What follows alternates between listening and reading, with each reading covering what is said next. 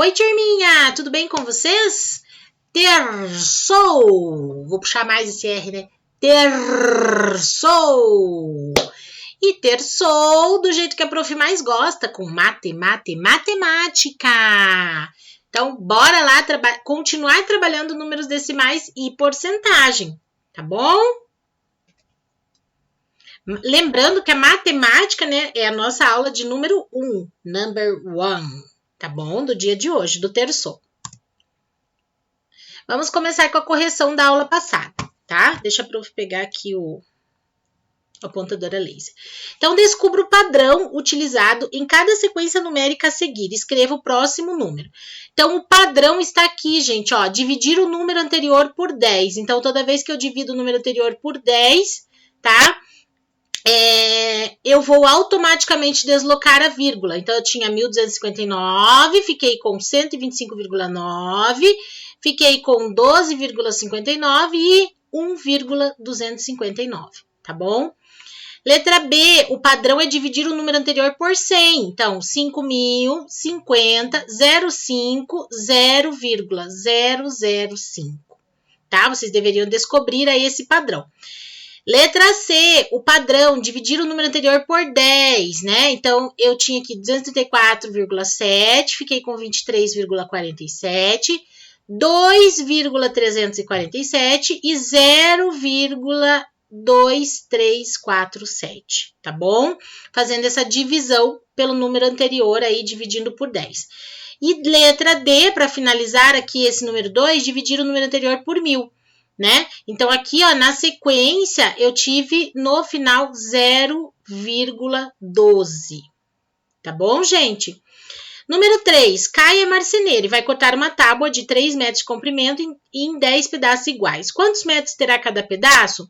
Então, aqui, gente, claro, vocês teriam que fazer a conta, né? Mandar para a prof aqui a conta feita. Então, 3 dividido por 10, como nós já aprendemos nas aulas passadas, 0,3. Então, cada pedaço terá 0,3 metros. Número 4, Flávia comprou 10 chaveiros novos para sua coleção e gastou R$ 45,80. Sabendo que Flávia pagou o mesmo valor em cada um deles, qual é o preço de cada chaveiro? Se o valor é igual, eu peguei o R$ 45,80 e dividi por 10. E obtive o valor unitário de cada chaveiro, 4,58, tá bom? Gente, faltou um ponto aqui, ó, tá? Olha lá, a prof colocou o ponto final ali. Número 5, para encher o tanque do caminhão com 100 litros de óleo diesel, Pedro gastou R$ 312,50. Qual é o preço do litro de óleo diesel no posto onde Pedro abasteceu? Então, eu vou pegar os 312,50 que ele pagou por 100, né? E vou dividir por essa quantidade, por 100. Então, eu tenho aqui, ó, 3,125. O litro do óleo custa 3,125 naquele posto, né? Lembra que a gente falou aí do número de casas decimais depois da vírgula em relação a preço de combustíveis, né? A correção até a página, deixa a prof ver aqui, até a página 20, tá? Então, olha lá, você sabia que é possível construir uma casa usando tijolos feitos com plásticos reciclados? Nós lemos, né, sobre esses tijolos e depois nós tínhamos 2 exercícios ali propostos. Então, Júlio vai usar os tijolos feitos com plásticos reciclados na construção de uma casa. Sabendo que para o projeto de uma casa de 80 metros quadrados, por exemplo, são utilizados cerca de 2.500 quilos de resíduos plásticos e que 1.000 tijolos custam R$ 750, responda. Lembra da importância que a prof já falou para vocês em relação a anotar os dados do problema? Sem anotar os dados do problema, fica muito difícil conseguir resolvê-lo, tá? Então, ali nós temos vários dados importantíssimos para resolver essa questão. Então, letra A. Quantos quilogramas de resíduos plásticos serão utilizados na construção de uma casa cuja planta baixa está representada a seguir? Então, gente, primeiro eu preciso saber a área dessa casa. A área, então, eu vou multiplicar 25 por 9,6, né? Então, lembrados? Multiplicação, área, né?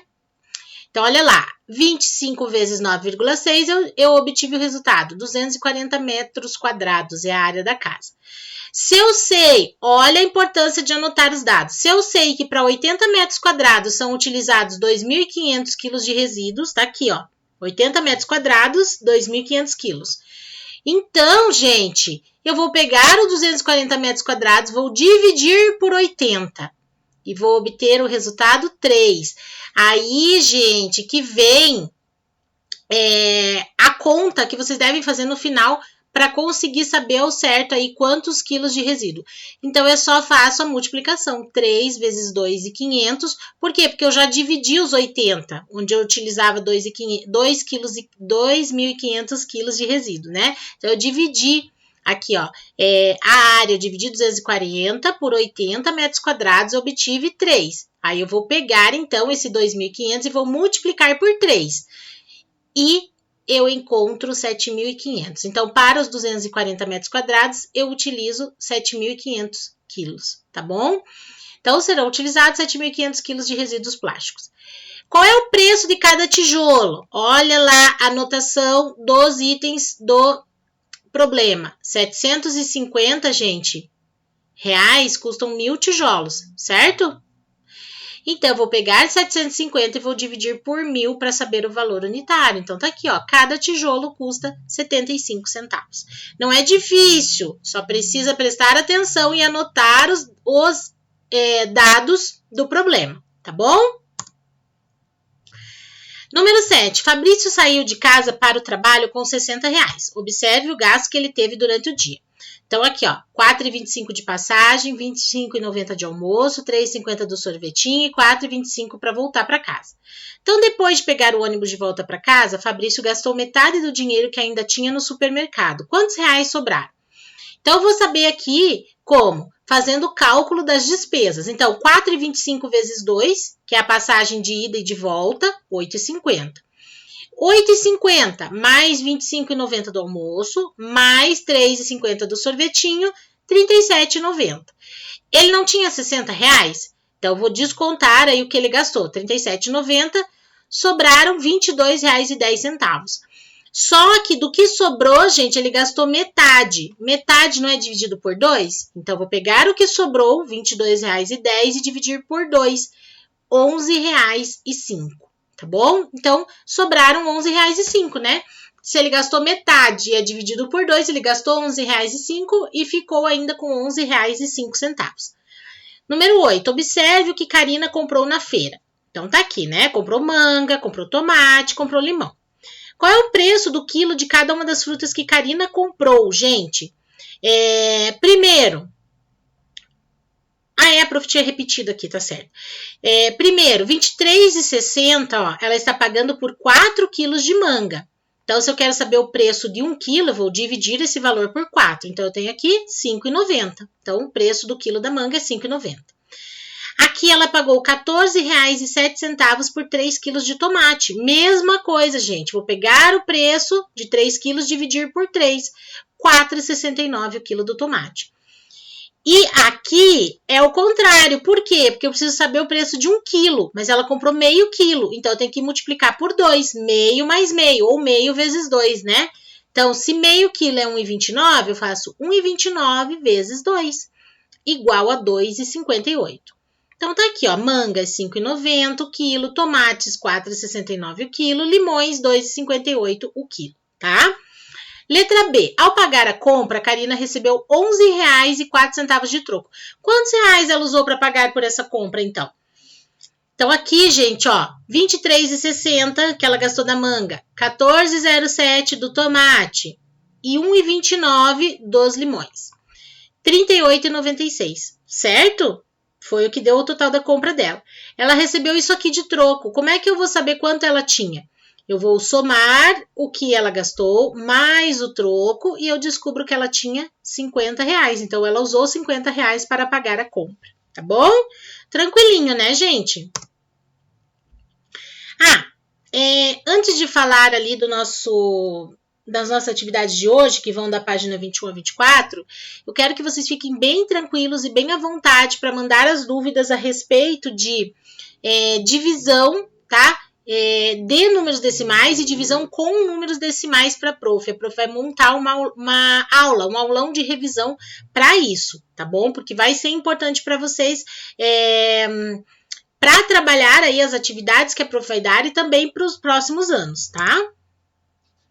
Números decimais e porcentagem. Troca de ideias. Em 2010, o Instituto Brasileiro de Geografia e Estatística, o IBGE, publicou os resultados do Censo Demográfico sobre a população indígena no Brasil. O censo 2010 revelou que cerca de 4 em cada 10 pessoas das mais de 896 mil que se declaravam ou se consideravam indígenas viviam em áreas urbanas. Você já sabe que podemos representar a fração de indígenas que vivem em áreas urbanas por meio de uma porcentagem. Isso nós já vimos.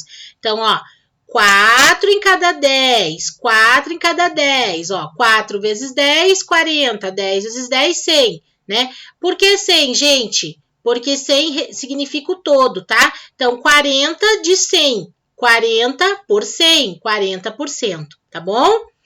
Agora acompanhe como calcular a quantidade aproximada de indígenas que viviam em áreas urbanas no Brasil em 2010 por meio da proporcionalidade. Então, olha lá, primeiro calculamos quanto é 1% de 896 mil pessoas, tá? Então, olha aqui, 100% é 896 mil. Então, eu vou pegar 100 e dividir por 100 para chegar em 1, certo? 1% dá 8.966 pessoas, tá bom? Então, eu peguei esse valor, dividi por 100, tá? Aqui, eu vou dividir 100 por 100 para chegar na porcentagem que eu quero, 1%, só recapitulando. Então, da mesma forma, proporcionalidade aqui, né? Da mesma forma... não era proporcionalidade que a prof ia falar, de forma proporcional, tá bom? Que não saiu a palavra, blá, blá, blá, blá. De forma proporcional, eu devo fazer a mesma coisa com a quantidade, eu tenho que dividir por 100, tá? Então, aí eu tenho 8.960.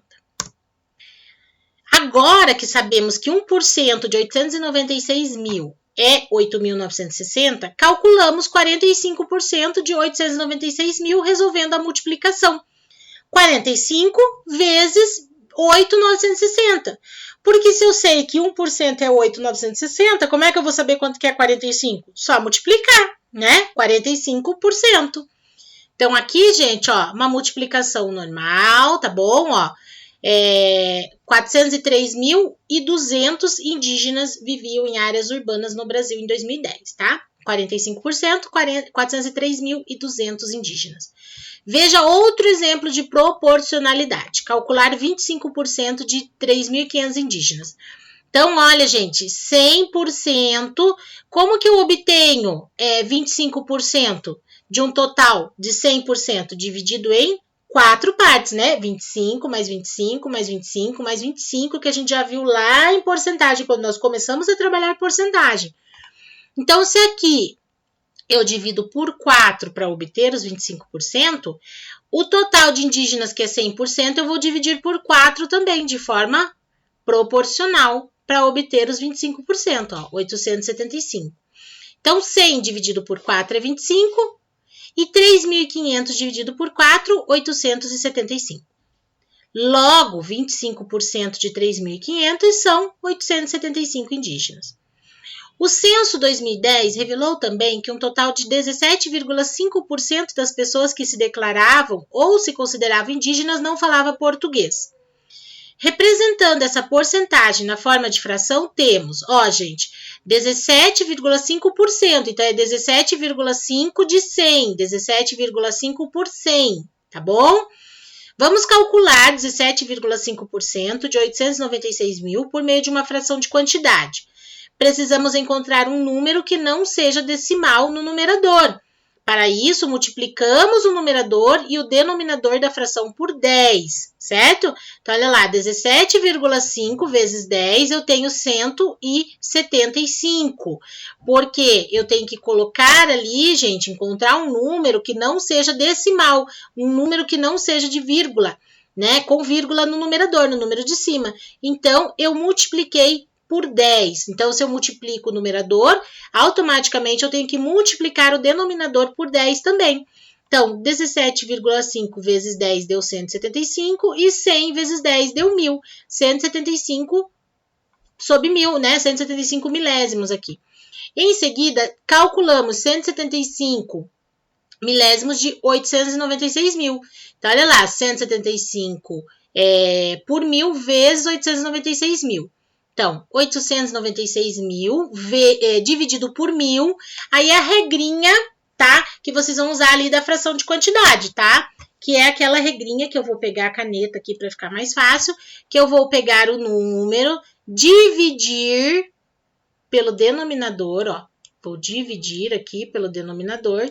E o resultado, ó, que é 896, eu vou multiplicar pelo numerador. Tá bom? Viu, gente? Por que a gente não pode esquecer essas regrinhas de fração? Ah, prof, eu nunca vou usar. Vai sim, tá? Então, multiplico pelo numerador. Então, tá aqui, ó, 896 vezes 175. Então, deu 156.800. Portanto, gente, 156.800 indígenas não falam português, tá bom? Agora, vamos para os exercícios, né? Antes, tem mais uma observação ali, ó. Observe como escrever outros números decimais na forma de porcentagem, ó. 1,38 é igual a 138 por 100, tá? Que é igual a 138%. Significa o todo mais 38. 100% mais 38, né? 2,5, ó, igual, aqui, ó, 25 décimos, certo? Gente, isso aqui entra a regrinha, ó, 2 números depois da vírgula, ó, 100. Um número depois da vírgula, 10, tá? Então, 25 décimos. 25 vezes 10, 250. 10 vezes 10, 100. Igual, então, 250%. 250 por 100. Então, significa 2 vezes e meio o todo. Por que 2 vezes e meio o todo? Porque 100% é uma vez o todo. Mais 100% é outra vez o todo. Então, já tenho 200, é 2 vezes. Mais o 50 é metade do todo, 50%. Então, é 2 vezes, ó, 2 vezes e meia o todo, tá? Lembrando que a prof começou explicando isso aqui, ó. Por que eu vou multiplicar por 10? Porque eu preciso ter 100%, tá bom? Número 1, atividades aqui, ó. Escreva a representação decimal de cada porcentagem a seguir. Gente, isso aqui tá muito fácil, hein? Número 2, escreva os números decimais na forma de porcentagem. E agora, como é que eu vou usar a regrinha? Qualquer coisa, volta o slide ali para vocês identificarem como é que vocês vão usar as regrinhas aqui para transformar isso aqui em porcentagem, tá bom? Número 3, observe a quantidade de alunos que usam óculos em uma turma de 5º ano, olha. 1, 2, 3, 4, 5, 6. Nossa, gente, olha, bastante gente, né? Na nossa turminha, quem usa óculos? A prof. Sandra, a Natália, o Iago, quem mais? Não tô lembrada aí. Coloquem aí nos comentários que a prof não lembra se tem mais alguém que usa óculos, tá? Se nessa turma há 25 alunos, qual é a porcentagem de alunos que usam óculos? Não tá difícil. Presta atenção que tá fresquinha a explicação da prof, hein? Ó, 1, 2, 3, 4, 5, 6, tá? Letra B, qual é a porcentagem de alunos que usam óculos em sua turma? Na nossa turma, qual é a porcentagem de alunos, tá? Então, a professora não conta, só alunos. Por isso, a gente vai ter que ver, lembrar lá, ó, o Iago e a Natália. Quem mais usa óculos na nossa sala? Será que tem? Número 4, no final de um campeonato, o time de futebol de Gabriel havia ganhado 15 jogos dos 20 que participaram. Que porcentagem representa a quantidade de jogos que esse time perdeu? Tá? A porcentagem do que ele perdeu. Como é que eu faço isso? Hoje a prof não vai dar dica, hein? A prof vai confiar aí na explicação e na concentração de vocês durante a explicação, tá bom? Número 5, preencha os esquemas a seguir usando a ideia de proporcionalidade. Então, 12% de 2.500, ó. 100% é 2.500. 1% é quanto? Por quanto que eu dividi aqui para chegar em 1%? É a mesma coisa que eu tenho que dividir aqui, tá? E daí preencher aqui certinho, tá bom, gente? Aqui é a mesma coisa, ó, 75% de 15.500. tá? Letra C, letra D, mesma coisa, tá? Número 6. Você sabia que há 2 tipos de aeródromos no Brasil? Os privados e os públicos. O aeródromo é toda a área destinada a pouso, decolagem e movimentação de aeronaves. Heliportos e aeroportos são aeródromos, tá? Segundo a ANAC, que é a Agência Nacional de Aviação Civil, aeródromos públicos são autorizados a transportar passageiros e cargas e os privados operam apenas para fins particulares. E a aranha continua ali, tá bom? Porque a prof está usando o mesmo slide para correção e continuação das atividades. Ainda segundo essa agência, havia no Brasil... vou pegar essa aranha. Não dá. Havia no Brasil 2.498 aeródromos em 2018. E desses, mais de 20% eram públicos. Quantos aeródromos públicos havia no Brasil em 2018? Lembra, gente, que vocês têm que, independente da regra ali, vocês têm que pensar que vocês têm que partir sempre do total, de 100%, tá? Quando a gente fala em porcentagem, tá bom? Aí fica mais fácil de resolver, tá bom? E é isso, turma. Por hoje, terminamos matemática, aniquilamos a matemática hoje, tá bom? Amanhã, no nosso quarto, nós teremos a correção aí, né, dessas páginas da 21 a 24 e mais exercícios sobre números decimais e porcentagens, tá? Então, gente, ó, um beijo. Fiquem com Deus, tá? E até as nossas aulas do quarto. Que saudade de vocês. E é isso. Tchau!